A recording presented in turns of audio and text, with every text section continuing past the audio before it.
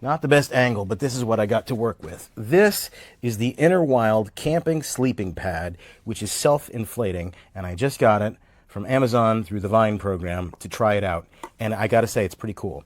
So, it is a self-inflating sleeping pad.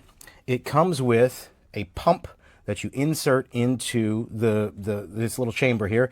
Now, it does have a valve you can use and a little valve attachment if you want to inflate your sleeping pad the traditional way, or if you run out of battery or something. But it works really well. It's got an R value of 9.5 or greater, which is just insane. It'll be very, very warm, so you can use it for camping in the winter.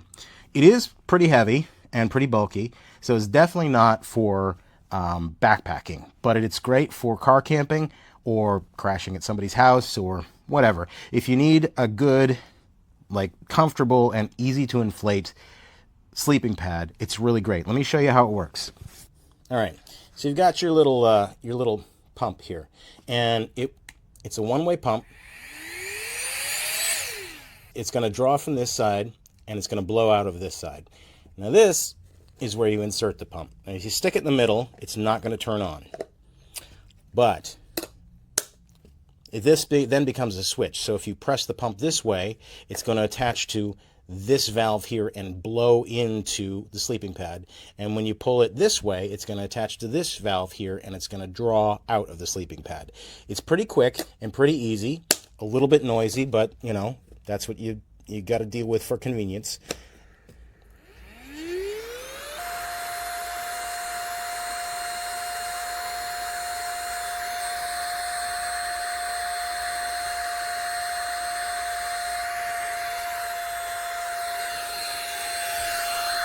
So you can see it inflates very quickly. You don't have to inflate it all the way if you like a bit of cushion.